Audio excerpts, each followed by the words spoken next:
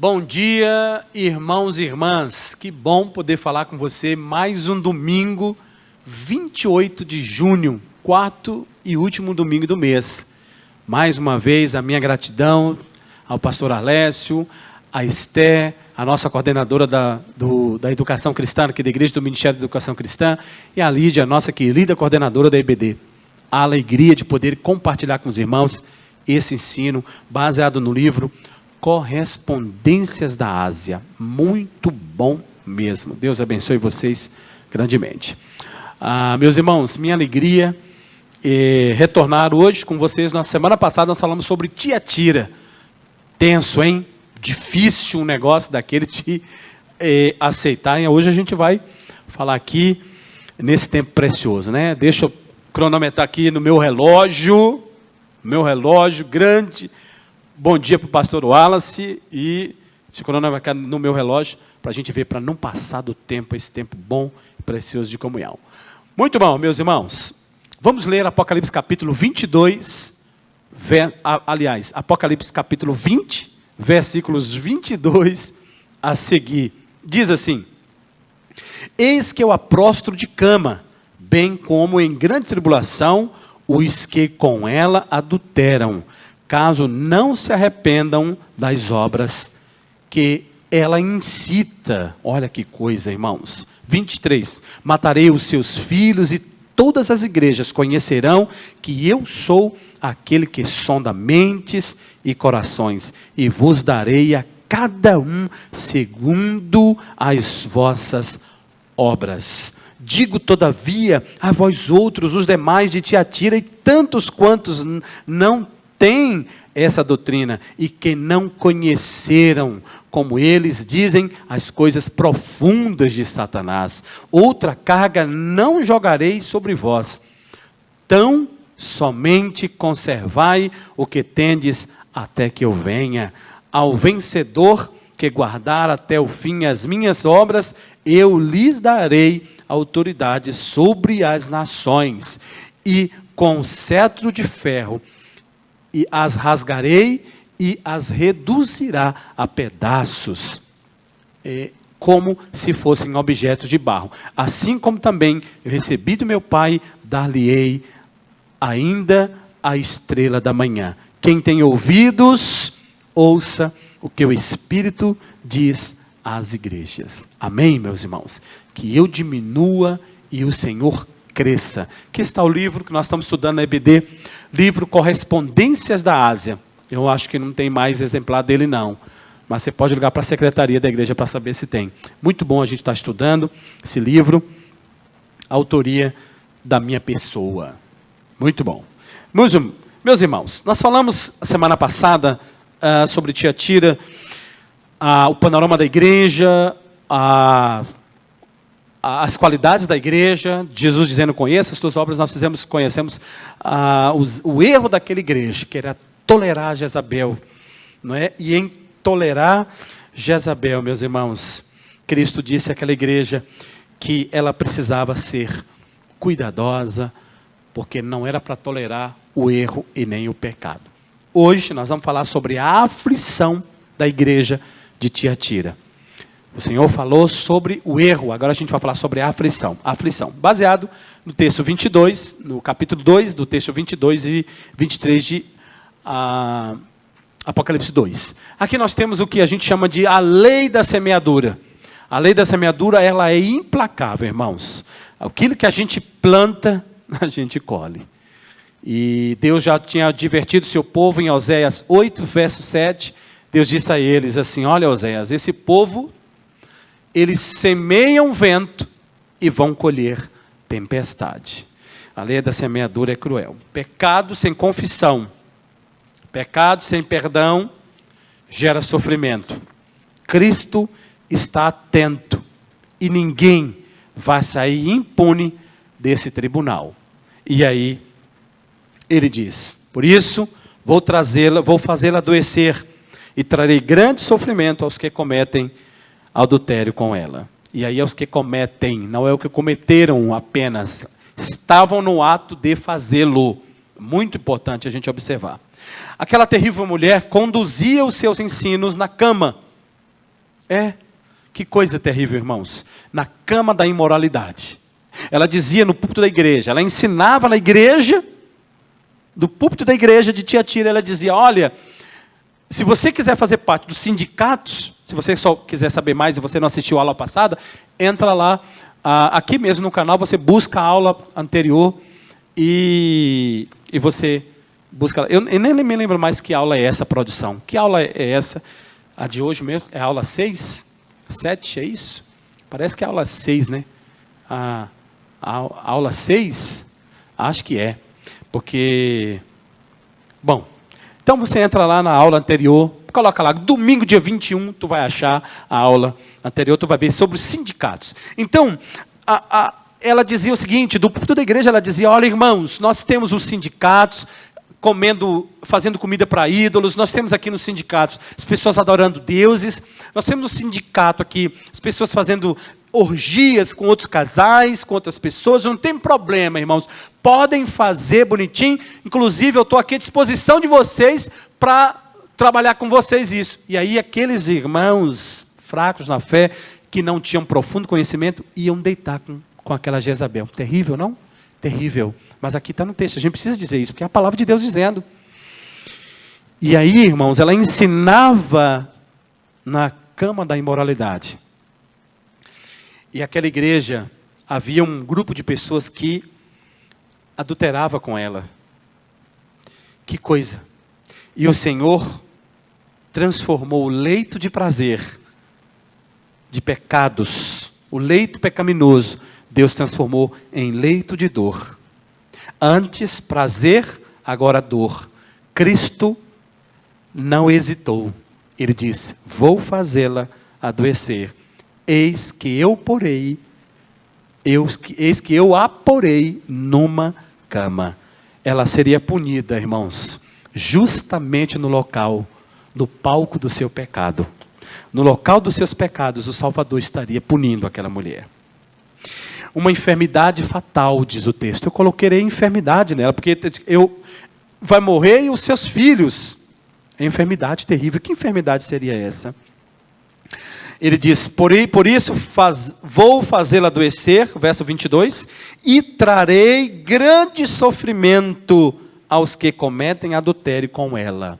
A palavra grande sofrimento aí, essa expressão grande sofrimento, significa enfermidades e germes. Que interessante isso, não, irmãos? Enfermidades e germes. Isso fala, queridos irmãos, fala diretamente de uma referência a doenças sexualmente transmissíveis. Que coisa interessante. Esta igreja de Tiatira tinha uma mulher que pregava mentiras, que ensinava o povo. Eu já contei o contexto disso aqui tudo, desde a aula passada, domingo passado, dia 21. E hoje, o Senhor está dizendo, eu porei enfermidades sobre ela. Grandes enfermidades, grandes sofrimentos. A expressão grande sofrimento significa enfermidades sexualmente transmissíveis. E aí tem uma informação muito interessante para você. As duas doenças mais comuns naquela época, a gonorreia e a sífilis, que eram doenças sexualmente transmissíveis, essas doenças eram comuns no mundo antigo. Isso aí, irmãos, era igual praga naquele tempo. Resultado de uma vida sexualmente promíscua. A palavra de Deus trata de tudo, viu? De tudo tem na Bíblia, se você quiser tratar. Inevitavelmente, o homem colhe aquilo que planta. Esteja certo, irmãos, um dia a promiscuidade sexual será punida. Ela será tratada. E essa promiscuidade sexual vai ter o seu pagamento. O que dizer hoje em dia? Os entendedores entenderão. O que dizer desse tempo que a promiscuidade sexual se alardeia, corre a passos largos, irmãos. O sexo feito entre pessoas do mesmo sexo trazem grandes prejuízos. A medicina está aí, a ciência está aí comprovando. Atualmente a AIDS tem levado milhares de pessoas ao túmulo, destruído pessoas, vidas inteiras. Cada ano aumenta a quantidade de pessoas contaminadas pela AIDS Doença sexualmente transmissível? Claro que veio de lá. Irmãos, é inconteste a prova que ainda hoje a palavra de Cristo diz, sua sentença tem validade. Ele está cumprindo. Os seguidores de Jezabel, desses tempos, dessa atualidade, terão grande sofrimento. Após tantas advertências, tantas palavras que Cristo deu àquela igreja, palavras de arrependimento, oportunidade de se arrepender, diz o texto, aquele povo não quis ouvir. Aquele povo não quis dar ouvido, diz o texto que eles não se arrependeram. E Cristo não tem outra alternativa senão impetrar a sentença para aquela igreja. A igreja de Tiatira estava tão envolvida, tão embaraçada, que ela tinha de ser tratada com rigorosidade. E aqui eu disse o seguinte, irmãos, não toleramos, diz o texto, toleramos os nossos pequenos pecados, toleramos os nossos erros, que sem percebermos, nós somos levados lentamente à destruição, sem dar ouvidos à voz, ao arrependimento. Cuidemos enquanto ainda tem tempo. É bom se arrepender agora, enquanto ainda der tempo.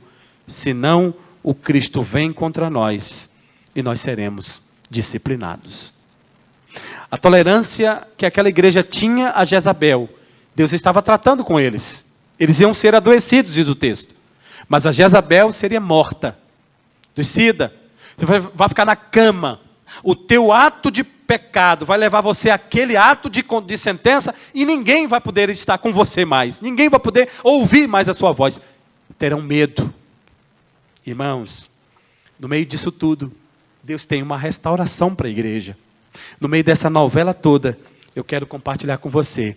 Aí os textos dos versículos 24 e depois os versículos a seguir, onde Deus trata da sua igreja, diz o texto: aos demais que estão em Tiatira, a vocês que não seguem a doutrina dela, e não aprenderam, olha o que diz, que Cristo diz, como eles dizem, os profundos segredos de Satanás. Digo, não porei outra carga sobre vós. Outra carga. Irmãos, isso aqui é muito importante. Graciosamente, é possível se manter fiel no cenário de uma igreja como aquela de Tiatira. No cenário de tanta frieza, no cenário de tanta promiscuidade, no cenário de tanta idolatria, naquela igreja, glória a Deus por isso. Agora vem a parte boa das nossas aulas.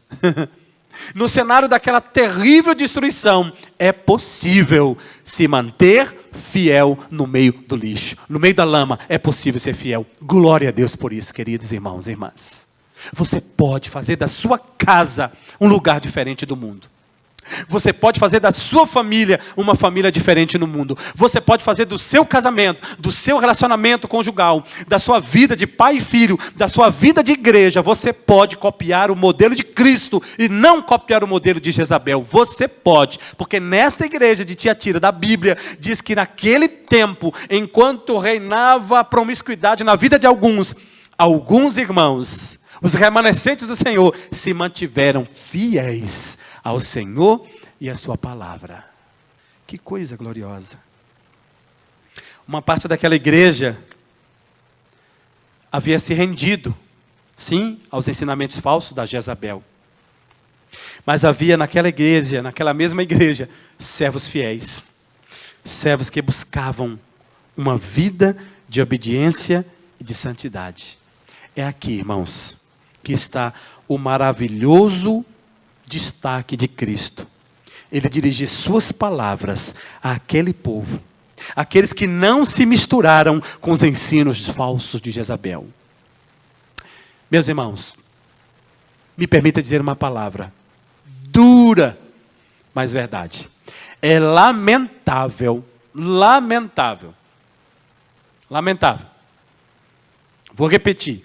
É lamentável nesses dias atuais, esses últimos dias, anos que vieram alguns anos atrás, a geração de jovens, moças e rapazes, estudantes universitários, que entraram na universidade crendo em Deus, apaixonados por Deus, amantes do Evangelho de Cristo, servindo a Cristo na igreja, meninos e meninas, homens e mulheres, que serviram a Deus, mas entraram na universidade, e foram ludibriados, enganados, trapaceados, pelo ensino dessa Jezabel. E os tornou fracos, afastados, distantes do Senhor, enfraquecidos, porque deram ouvido a ensino de Jezabel. É terrível, irmãos, e eu quero insistir nessa tecla nessa manhã mais uma vez. É terrível, irmãos, quando nós estamos presentes no tempo da relatividade, onde nas universidades, nos cantos, nas cátedras do saber, onde deviam ensinar apenas aquilo secularmente, mas lá na universidade, parece haver um ensino pronto para confrontar, rejeitar, desorientar vidas que creem em Deus. Tirar Deus da absoluta verdade, colocar Deus no canto, e o homem se torna o centro do saber. É lamentável. E isso tem gerado essa lei, essa ideologia do relativismo, da pós-modernidade, dizendo aos homens que não, você pode fazer a sua vida. E por isso, jovem, moça e rapaz, afastados do Senhor, você está sem vida, sem alegria, depressivo, sem graça. Você precisa encontrar em Cristo a verdade que alegra o seu coração. E Cristo é a verdade, meu amigo, minha amiga. Cristo pode mudar o seu coração. Ele deseja mudar o seu coração. Aqui na palavra diz que aqueles que não se misturaram, Deus tem um compromisso. 2 vezes Deus tem compromisso. Primeiro com os que estão em pecado, primeiro com os que estão afastados, primeiro com aqueles que se desejaram viver uma vida fora do Senhor. Ele diz: eu te ofereço arrependimento, eu te dou arrependimento. Deus oferece tempo para você arrepender-se. Venha enquanto há tempo. Corra para os braços do Salvador. Ele é bom. A faculdade pode dizer que não, mas Cristo é bom. Cristo é maravilhoso. Eu não estou dizendo, meus queridos irmãos, que nós não temos que estudar na faculdade, não. Nós temos que estudar na faculdade, mas lá no centro do saber. Quando alguém contrariar Deus, você precisa se levantar e dizer: pode dizer o que for, Deus para mim é verdade absoluta. Não há verdade relativa para mim. Deus é verdade absoluta. A minha verdade é Cristo. Cristo é o modelo, é o Senhor da minha vida. E deixe zombar de você. Deixe que zombe de você. Mas a tua fé no Salvador te garantirá a vida eterna. Está aqui na palavra. E aqui, meus irmãos, nós temos a restauração da igreja. Deus quer restaurar a tua vida, queridos. Deus quer restaurar a tua vida. Irmão e irmã que me ouve nessa manhã, está fraco, está desanimado, está querendo afastar do Senhor. Deus tem um trato com você. Se não tivesse, Ele não estava colocando você para ouvir isso agora. Talvez você nem assistiu isso hoje de manhã, no dia 28, que é o dia que você está assistindo, que foi o dia da atual. Talvez você está assistindo outro dia, agora à tarde, sei lá, à noite. Onde o horário que você está, o dia que você está, não importa. Deus está usando isso aqui para falar ao teu coração: volta, arrepende. Deus tem desejo por você. É isso que Deus está fazendo contigo. A palavra de Deus diz que Deus observa. Deus sempre tem os seus remanescentes, aqueles que não se curvam a Satanás. As palavras do Senhor são por demais edificantes, direcionadas aos fiéis, aos demais que estão em Tiatira, aos demais que estão naquela cidade, aos demais que estão no meio da orgia, aos demais que estão no meio dos ídolos. Eu sei que vocês estão aí no meio, mas vocês não estão fazendo o que eles fazem, não estão comendo o que eles comem. Vocês são diferentes. Eu tenho um compromisso com vocês. Eu tenho uma restauração para vocês.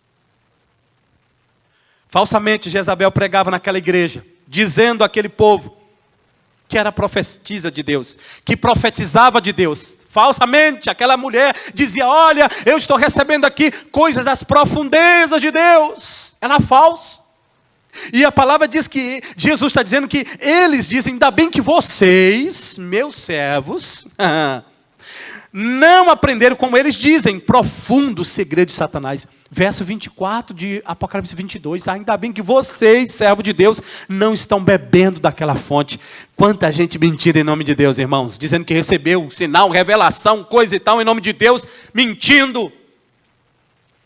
Mistérios. Profundezas de Deus. Que isso? Porém, ironicamente, Cristo chama os profundos segredos de Satanás, dizendo, vocês dizem que são profundos, mas são profundos de Satanás, não meus. Por quê? Porque aqueles segredos colocavam jugo nas pessoas, colocava peso nas pessoas. E Jesus disse, olha, eu vim para que vocês tenham vida com abundância, e que o meu fardo é leve, o meu jugo é suave. Jesus disse àquele povo, olha, vocês estão colocando, eu não coloco em vocês outra carga, Jesus diz. Aquela falsa profetisa, irmãos, ela dizia ao servo de Deus que só conseguia suportar o pecado se primeiro se deitasse com ela, se experimentasse o pecado. Aqui nós somos relembrados o que aconteceu com Eva. Satanás, em forma de serpente, disse a ela, escute, mulher.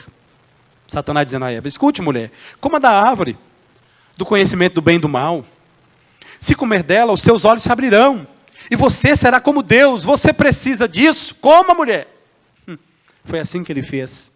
Era isso que Jezabel está dizendo aqui, a personificação do mal. Jezabel dizendo, você quer se livrar do pecado? Então experimente o pecado. A Eva, a serpente disse, olha, coma e você vai ser igual a Deus. Em Cristo nós não precisamos de mais nada. Quando nós temos Cristo, a gente precisa buscar nada para preencher a nossa vida. Não é um casamento que preenche o nosso coração. Porque somos preenchidos em Cristo, nós casamos. Não é um filho que preenche o nosso coração. Porque temos Cristo no nosso coração, podemos ter um filho que alegra a nossa casa. Meu irmão, não é um salário que preenche o nosso coração. Porque temos Cristo no coração, Ele nos dá um salário para sobreviver. Amém? Então, tudo em nós com Cristo é suficiente. Não temos que ficar olhando para os lados, em busca de uma coisa ou outra. Nós temos a verdade. Então, uma das táticas das trevas é essa. É tentar convencer o homem de que ele está incompleto. É tentar mostrar ao homem que no saber ele consegue algo. Meu Deus, que tolice. Tanta gente estudando, sendo isso e aquilo, e com o coração vazio. Você pode ser um médico, um doutor, estudar muito, um doutor em várias áreas da sua vida. Mas que adianta você ter tudo e não ter o Salvador? Então eu te digo, é melhor ter tudo com o Salvador. Porque o tudo que você tem não será o que preencheu você. Mas o Cristo que você tem preenche tudo. E o que você tem como tudo passa a ser apenas resultado daquilo que o tudo de verdade preencheu, que é Jesus Cristo na sua vida. A alma sedenta, de fato, ela está sempre em busca de mais, de mais e mais.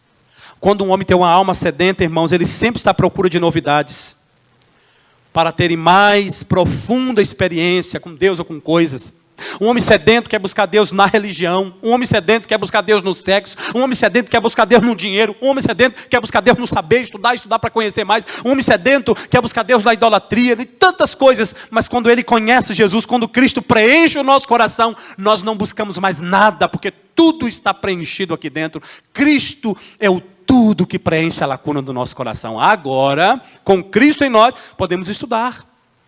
Podemos ter casamento.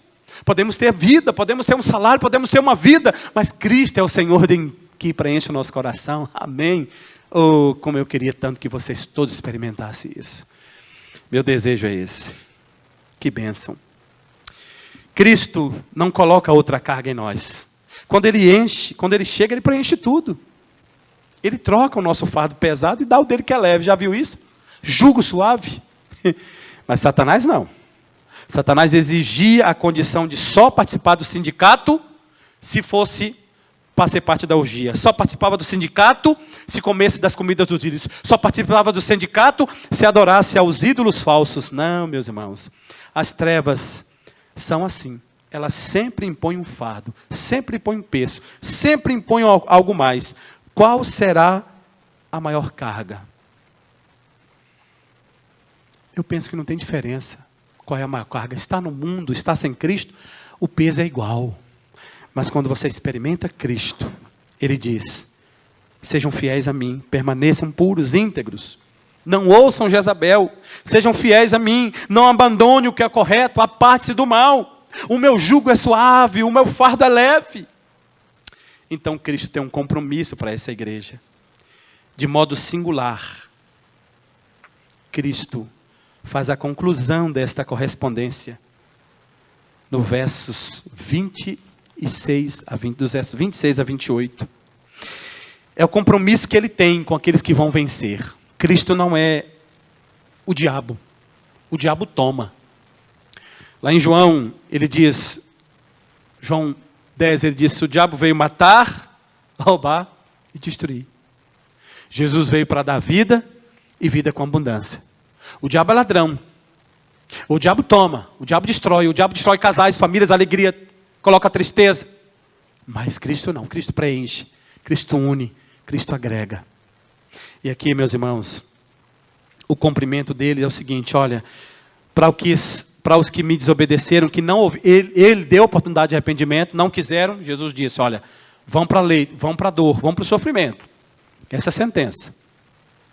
Mas para aqueles que são fiéis, eu tenho um compromisso com vocês, aos vencedores, aos que resistiram à sedução, aos que não toleraram a Jezabel, eu tenho um compromisso. Aquela mulher depravada, Jezabel, vocês não ouviram ela? Não, não, Senhor, eu tenho um compromisso. Versos 26 a 28. Aquele que vencer e fizer a minha vontade até o fim, darei autoridade sobre as nações. Ele as governará com um cetro de ferro e as despedaçará como um vaso de ferro. Eu lhes darei a minha autoridade que recebi de meu Pai.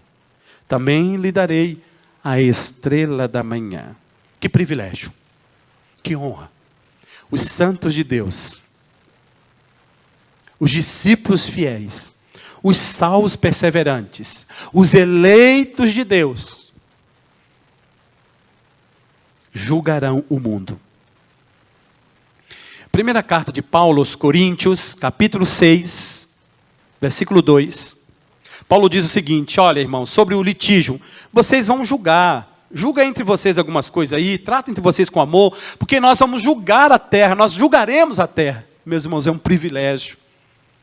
Somente os que dominaram as paixões desta vida, somente os que foram fiéis a Deus nessa vida, somente os que não se contaminaram com a Jezabel desta vida, somente estes estarão no céu com o seu Cristo. E quando o dia do juízo final chegar, os perversos, os indolentes, os depravados, os apostatados, os zombadores, os frios, os críticos, os incrédulos, os idólatras, os falsos profetas serão destruídos, diz a palavra de Deus, com a mesma facilidade com que se quebra um vaso de barro. Que fragilidade é o homem sem Cristo. Tolice. Domingo à noite, domingo dia, deixa eu ver aqui gente, domingo antes do dia 21, qual foi? Me ajuda aí produção. Domingo 14 de junho, nosso pastor Alessio pregou aqui uma mensagem mais ou menos assim, deixa eu ver se eu lembro o tema. O tema da mensagem é como é a sua vida sem Cristo? Acho que foi mais o seguinte, né, produção? Lembra aí. Qual a importância da sua vida sem Cristo? Ou como é Cristo na sua vida? E naquela reflexão, belíssima reflexão, o pastor fez uma viagem ali nos textos, mostrando claro como lindo dia de sol. Mostrando para nós, claro como lindo dia de sol. O pastor Alessio mostrava que o homem com Cristo é um homem completo, é um homem feliz, é um homem que tem satisfação em Deus. E provou na Bíblia, mostrando vários textos. Aqui, nós encontramos, meus irmãos, que os homens que têm Cristo serão agraciados, galardoados, presenteados. Mas nós, às vezes duvidamos disso. Nós queremos que todos sejam bons, mas não há, irmãos. O pecado afastou o homem de Deus, irmãos. O pecado nos fez desprezível entre nós e Deus. A palavra diz que são os nossos pecados que fazem divisão entre nós e o nosso Deus. Mas Cristo trouxe o arrependimento, o jeito de Cristo trazer a gente de volta para casa, trazer a gente de volta para o Pai. Ele disse, olha, vocês que são maravilhosos, vocês que são bons, estão aqui. Agora, quem não está comigo, está lá na palavra, vai ter o julgamento final, e esse julgamento vai existir. Essa falsa teoria do povo condenar Deus, sabe? Dizer, não, porque Deus não pode maltratar ninguém. A palavra de Deus é amor, mas Ele é justiça, Ele é sentença. Ele apareceu aqui no texto para nós. Lemos a semana passada, está aí em Apocalipse capítulo 2, leia lá, depois 18, ele diz, aquele que é o Filho de Deus, que tem os olhos como chama de fogo, e os seus pés como latão reluzente, os pés como latão reluzente, é alguém que tem autoridade para julgar, e poder para pisar no pecado. Jesus vai julgar, queridos, e vai pisar. Ele disse que esses serão destruídos, como se quebra um vaso de barro. Pastor Alessio falando da fragilidade do homem sem Deus. Meu irmão, servir a Cristo é ter firmeza no Senhor. Quem não serve a Cristo, quem não adora esse Cristo, é frágil, por mais que seja grande na vida, achando que é alguma coisa, é vaso de barro. E vaso de barro não pode cair no chão que quebra, minha gente. Oh, minha gente. Eu lembrei que quando eu era menino, a gente bebia água em pote. Pastor Alessio deve lembrar disso, não sei se tem. Eu devia, pastor, lá no seu tempo, mas lá no iníciozinho da sua caminhada. E bebia água em pote, porque o pote resfriava a água. Apanhava água, eu lembro como hoje, apanhava a água da fonte e botava no pote. Coava com um pano lá, um paninho, já tinha um paninho certo de coar, a mãe zelosa, né? Manhã era jeitosa, zelosa, coava o pano. Aí colocava ali um prato em cima daquele, e os copinhos de alumínio brilhando por cima ali. Ei, irmãos, quando a gente bebia água, tinha um copo certo de panhar. Pegava o copo com a alcinha, que tinha ali a asinha, virava dentro do pote e a gente bebia água. Oh, meus irmãos, não lembra que um dia eu fui mexer nesse pote e quebrei um pote desse. Ei, meus irmãos, o negócio encaiu assim de uma altura miúda do chão, assim, porque quebrou, porque tinha um bocadinho de água dentro. Na época eu não entendia, não. Hoje eu entendo que tinha um peso de água, ajudou a quebrar. Quanto mais o peso está na sua vida do inimigo, que é o peso que ele coloca, Jesus não, Jesus tira o peso. O inimigo coloca, você pode cair, fragilidade, quebrar facilmente. Mas se você estiver leve com Jesus, tua vida é resistente. Facilidade de quebrar como um vaso de barro, diz o texto. Oh, meus irmãos, despedaçados.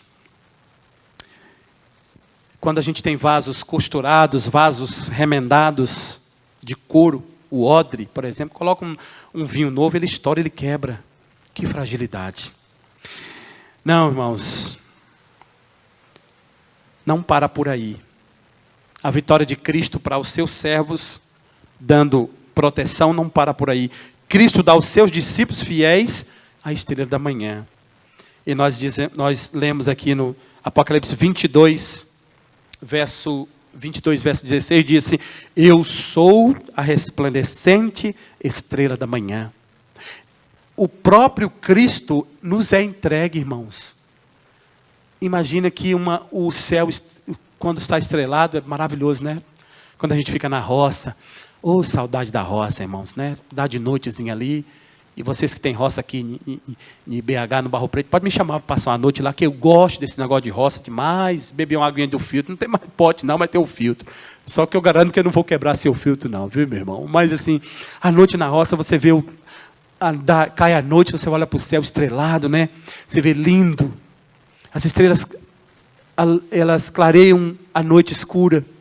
Na sua vida, meu irmão, com Cristo não há escuridão, não há trevas, porque Ele é a resplandecente estrela da manhã. É o sol que é a estrela da manhã. Se à noite as estrelas brilham, imagina o resplendor do sol, da estrela da manhã. Cristo é o próprio Salvador, o Cordeiro de Deus. Ele é a genuína estrela da manhã.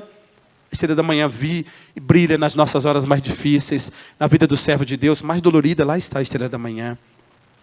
E ele continua nos versos seguintes, quando ele diz, olha, apesar de você morar em Tiatira, apesar de você viver numa sociedade efêmera, de prazeres efêmeros, de uma sociedade mergulhada na prostituição, apesar de você viver numa sociedade afastada de Deus, apesar de tudo isso, eu te dou a estrela da manhã.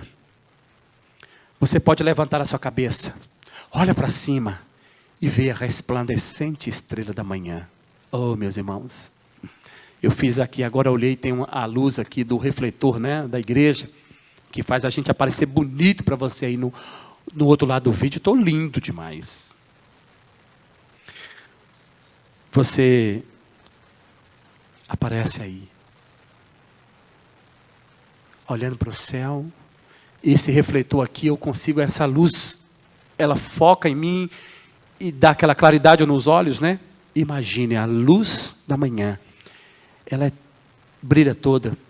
A palavra diz que em Deus não há sombra de variação, não tem como guardar sombra, ela é tão forte que nenhuma sombra varia na presença dessa luz.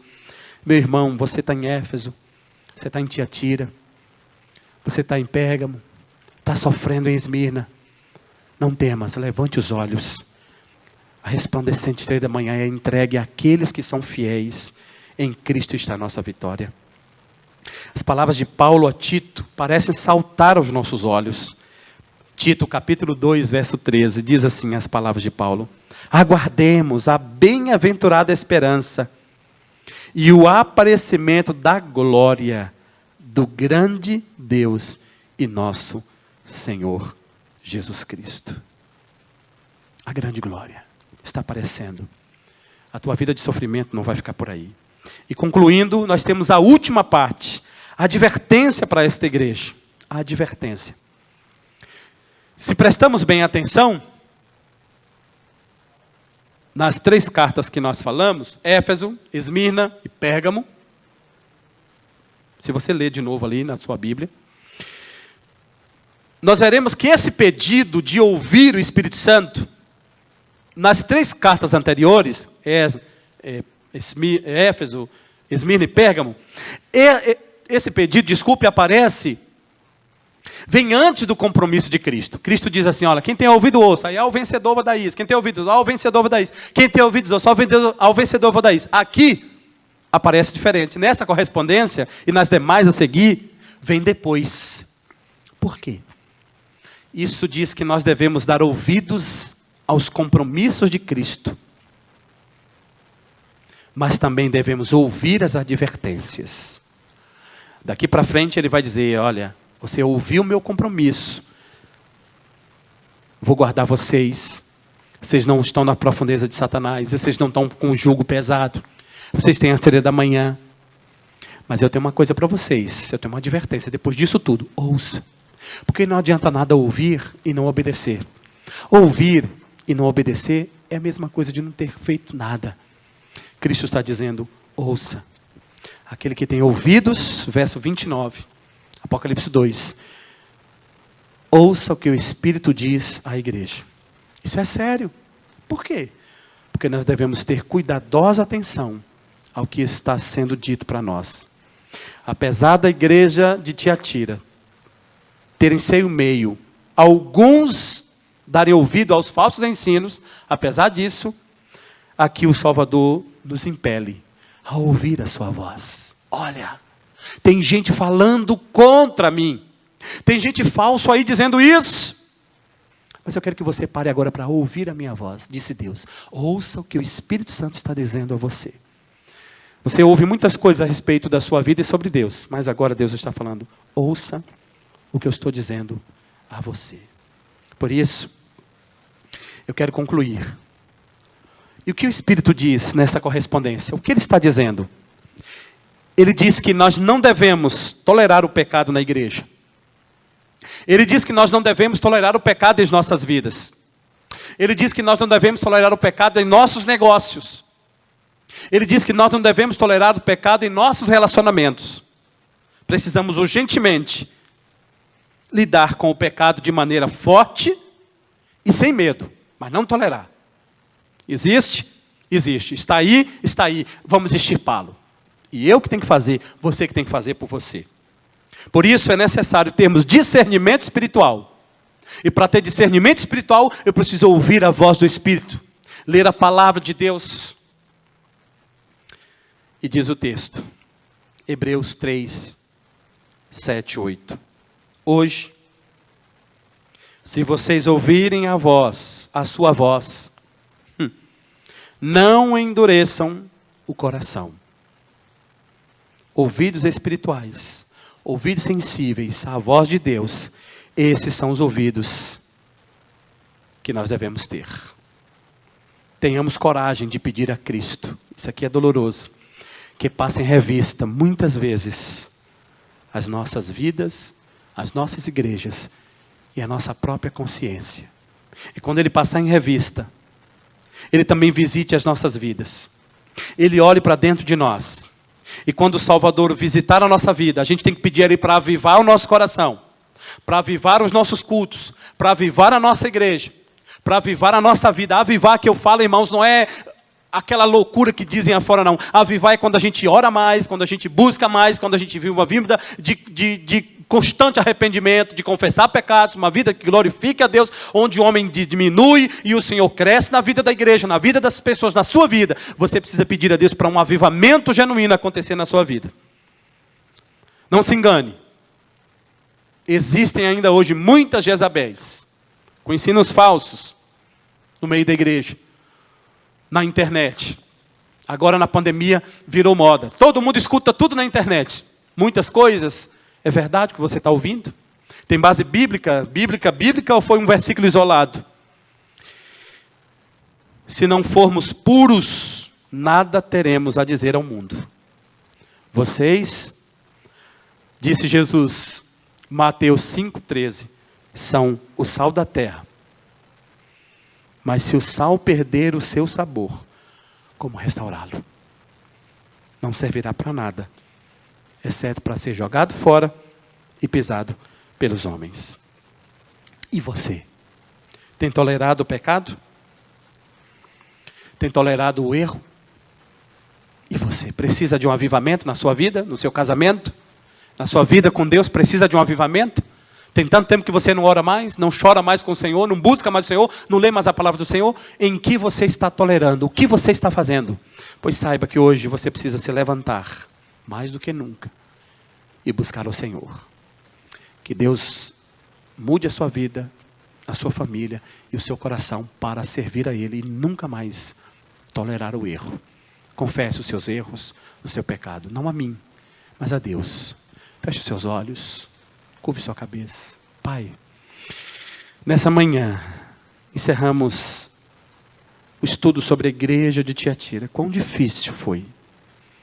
Quão turbulento é para nós entendermos essas coisas. Como é difícil falar de envolvimentos sexuais fora do casamento. Pai, mas nós tocamos no assunto. Nós queremos ser por Ti tratados, corrigidos, amparados. Se algum de nós tem sido tolerante com coisas, nos dê oportunidade de arrependimento ainda nesta manhã. E Pai, se algum de nós tem sido tolerante com o erro no mais profundo do coração, dê a oportunidade para que nós possamos também nos arrepender.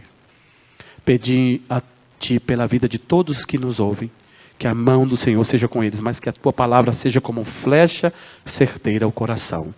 Reavive o dom dessas pessoas, reanime elas, Pai. Dê-lhes um avivamento para que elas sintam um desejo de buscar e falar com o Senhor. Eu oro pela vida da igreja, por nossa igreja, pela escola bíblica, por todas as lideranças, por nossas vidas, todos nós sejamos do Senhor. Nós oramos em nome de Jesus. Amém. Te convido para logo mais assistir o culto, às 10 da manhã, às 10h10, não perca. Quando o link chegar para você, compartilhe com amigos, com pessoas, e ouça nesta manhã a preciosa palavra de Deus. Deus abençoe a sua vida e a sua família. Muito obrigado.